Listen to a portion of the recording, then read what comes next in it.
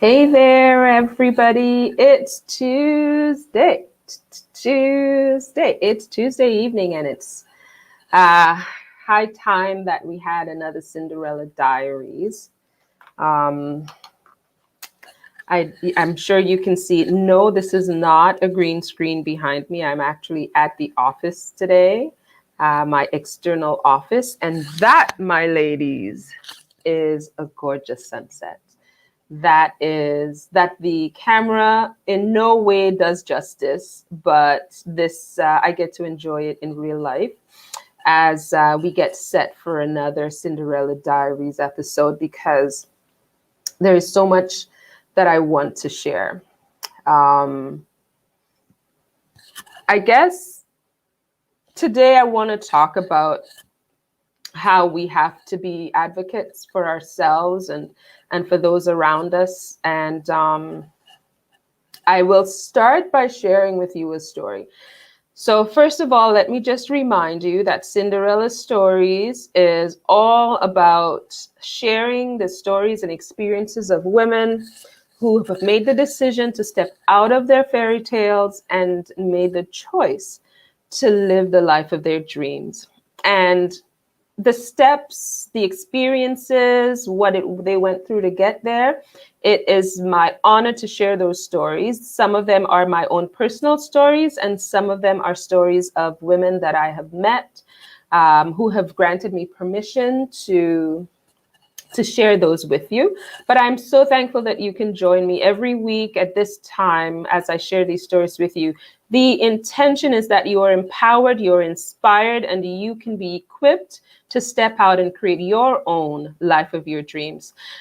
Today, I'm talking about being your own advocate, and I want to share with you a story. So, most of you know I'm an immigrant to St. Lucia. I am a settler in this time when the issues of our Indigenous Canadians, our Indigenous people, is so front and center in the limelight. And I don't like to be trendy, and I don't like to latch on to stories for the sake of sound bites. I believe that the things I share need to be impactful.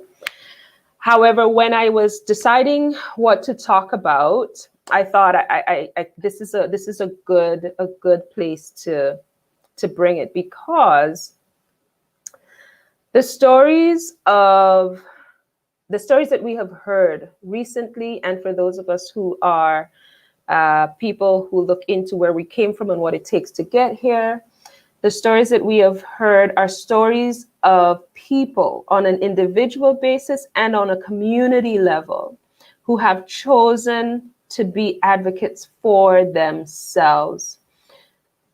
Being an advocate for yourself does not mean that you have it all figured out or that you're getting all the results that you want. Being an advocate, in my mind, means that you are unafraid, you are determined to speak up and speak out so that you are heard. And for generations now, our Indigenous people have been doing that. Unfortunately, what they have been seeking has not yet come to fruition, but that does not stop them. And I want to acknowledge that the gifts that I experience today as a Canadian were built on the legacy, the ingenuity, the ancestry that is our Indigenous people. And I want to acknowledge that.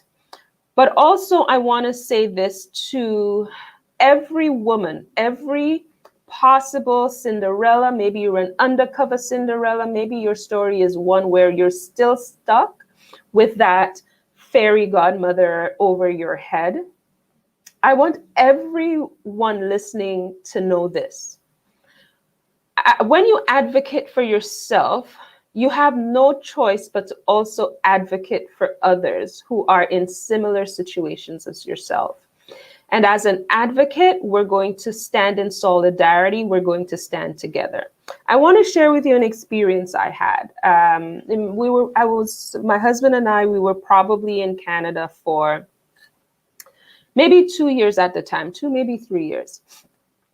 One thing I'll share for those of you who may not be first generation Canadians and have that firsthand immigrant experience, one thing I want to share is that when you first come to Canada, outside of the job situations and Canadian experience conversations, most immigrants come to Canada cash rich because there's a requirement that you have a certain amount of liquidity to come into the country.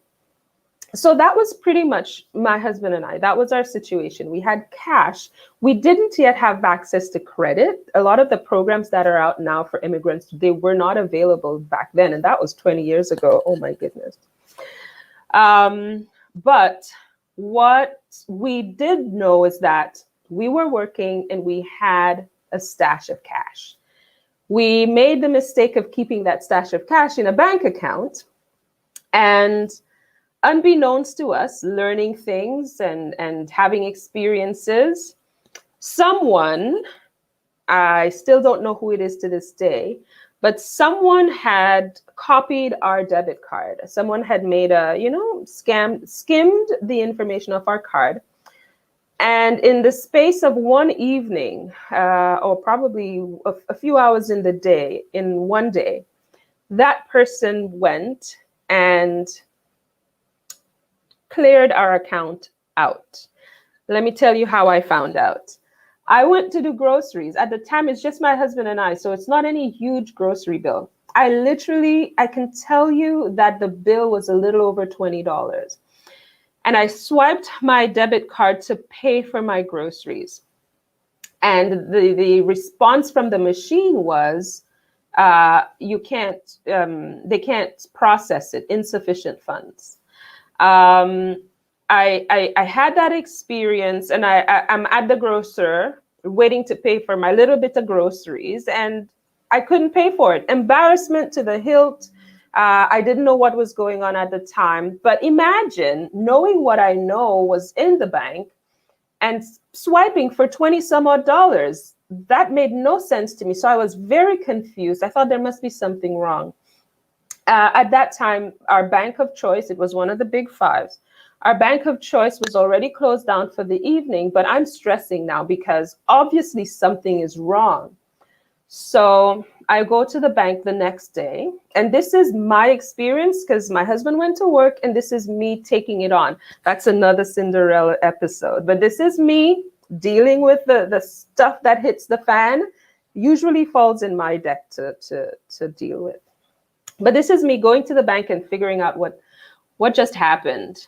We found out that the perpetrator, Lord, the word is just too nice to use for what happened here. But the person who drained our account went from one max convenience to the next, and withdrew $500 at one. Then they went to another one, they did $500 more, and to another one, $500 more, to another. And when they could no longer get 500, because you could see the progression of withdrawals in the transactions that was happening. Anyway, when they couldn't get $500 anymore, they started taking out $100 at each time at a different location. And when they couldn't get hundreds, they went to 20s, and then that was that. We were drained. We were drained so proficiently that I could not even pay for a little over $20 of groceries. Needless to say, I am a proud woman. And the embarrassment I felt at the grocery store, even knowing that nobody there knows me, they don't know my mother, they don't know my father or anything like that, it was just downright embarrassing.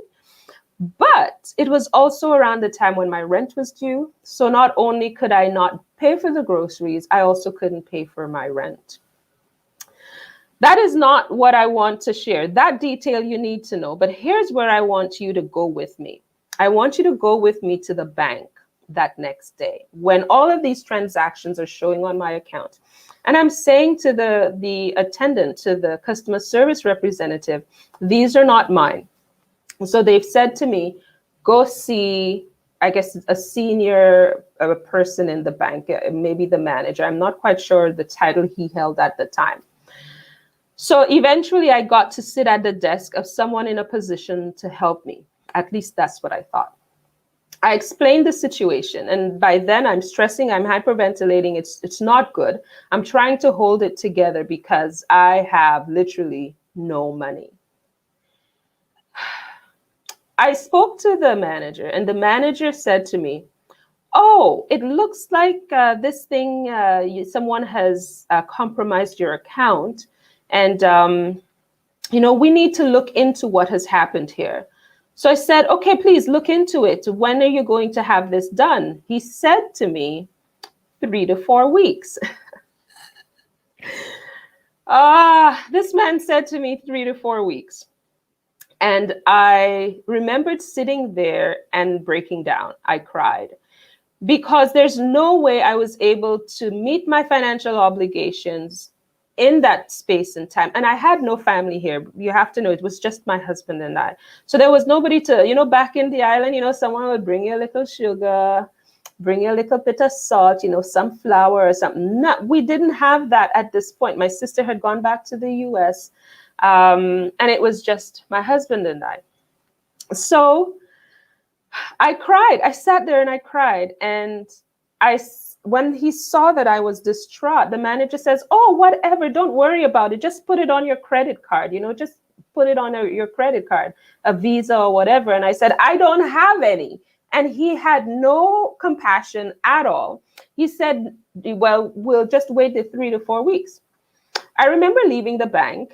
I went home, which was not that far away. And I called my sister, who at the time was living in New York. And I related this story to her. And while I was hiccuping and trying to, catch my breath to jump into the next bout of tears, she gave me a transnational and international transborder smack behind the head. And she said to me, girl, you go back over there and you tell these people to give you your money. She also shared with me that there's something called an ombudsman that is available within the financial sector, and that I should let the bank manager know that I had made contact with the ombudsman and that the ombudsman will be looking into the situation. I proceeded to find that number and make the call. And then, now that I was smacked straight, I marched back up to the bank that will remain nameless. And I said exactly what my sister told me. She coached me, she got me through, she set me up, and I marched back over to the bank. And I said, I will not. Literally, it was almost as if it was a different person sitting in the chair. I went back to see the same person who had attended to me before. And I said to him, I have spoken to the ombudsman, and there is absolutely no reason for this investigation to take 3 to 4 weeks. Why does it have to take 3 to 4 weeks? Not just because I have bills to pay, but because it is obvious that a compromise was done. Why does it need to take that time? When the manager said, heard me say that, he said, please keep your voice down. Oh, Lord, help me, somebody. He said, keep your voice down.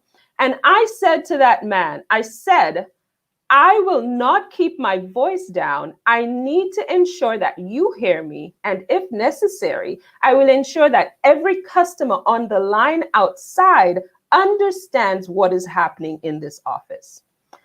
Long story short, every penny that was taken from us was returned in 2 days. 2 days. Do you hear that? 2 days. I went from being accepting of a 3 to 4 week time frame to have the essential resources of my finances restored, to standing up for myself and what I understood once I was taught and I knew better, and having resolution in 2 days. Here's why I'm sharing this. My gut reaction to that moment was to boo-hoo and woe is me. And I think, to be honest, it was a necessary part of my process. I had to feel the feels and I had to go through and release the stress. But I also think that the other part of this was having someone who could get me the support I need, provide to me the support I needed, and then and then go with me, albeit mentally and emotionally providing that support, and then go with me. Here's why I'm sharing this with you today. Until we advocate for ourselves as women, or whatever position it is in which you are being disregarded, until we advocate for ourselves, we are always going to be given whatever someone else thinks is our due or is okay. Let's not do that. Let us step outside of being the damsel in distress and not wait for our fairy godmother to wave a wand, because it's not happening. We have to step up and say, this situation is not fair. This situation is not right. This is unacceptable. And I'm going to fast forward to a phone call I had a few months ago with a mortgage agent and their partner. My husband and I set up another corporation to do our real estate investing, and we want access to opportunities. And I remember having this conversation a few months ago and thinking, literally before I got on the call, I primed myself because I said, there is no way that no is going to be an acceptable answer. And I remember the conversation going much different. You know, everything was positive. We had avenues, we had options and all of that. And I remember sharing with the mortgage agent and the partner and saying, I came on this call fully prepared to say to you that no is not an acceptable response. Thankfully, it didn't come to that. But what a difference that perspective, that experience from 20 years ago made in how I look at finances now. Nobody is going to wave a magic wand and make your financial challenge disappear. You must advocate for yourself. If you're not getting the level of service you require or deserve, you must advocate for yourself. If you are not getting access to opportunities in finances, whether it is getting a different card with a lower interest rate, or getting access to another kind of mutual fund or stock that you see doing well, but you want to get access to it, but it's not available, you must advocate for yourself. Whatever the financial trajectory is, whatever that goal is, whatever it is that you are aiming for as a woman in finances, you must advocate for yourself. Here's a good one. If you're looking to buy a car, because I hear so many women complain about their experience with buying a car and how they are spoken down to, how everything now costs so much more if you have to go in for a repair or anything like that. We have to learn to advocate for ourselves because there's no one riding into our rescue. In fact, sometimes when others ride into your rescue, it comes at a cost that we are not willing to pay. So advocate for yourself, speak up for yourself, stand up for yourself. It might make you feel uncomfortable just that one time. After that, you'll see the difference it makes. Remember, when I advocated for myself, 3 to 4 weeks to get my money back turned into 2 days. Imagine the things that they have made us wait for, they have made us beg for, the things that they have made us have to prove ourselves for. There are other ways, and there are levels of service that we deserve. What does that have to do with our Indigenous people? They have shown us that regardless of what they have come from, they are a resilient people who are not going to back down. And I wish for every woman on this who will hear this Cinderella diary entry, I wish that you would advocate not just for yourself, but for every other woman who has to deal with a challenge. In our case, when it comes to finances. But if we're truly advocates for one another, we have to stand up and say that these things that we see happening or hearing about are unacceptable. It doesn't have to happen to you for you to be an advocate. So I'm thanking all those who went before me and laid the groundwork, sometimes in blood and tears, to allow me the freedoms that I have now, the opportunities that I have now. And I am saying to them that I am committing to be an advocate for every woman who is out there, every child that does not have a voice. We need to be our own advocate, not waiting for someone to rescue us. But we need to get our own gallant team, our own army up and ready so we can be the ones to rescue, to create change, and to be the change that we want to see. So advocate for yourself and for every other woman, child, anyone else who needs that voice. If you have it, let's use it.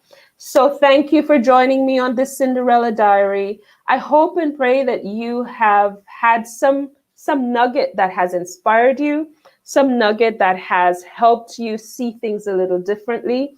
Do not accept any situation that is less than what you deserve or even what you desire.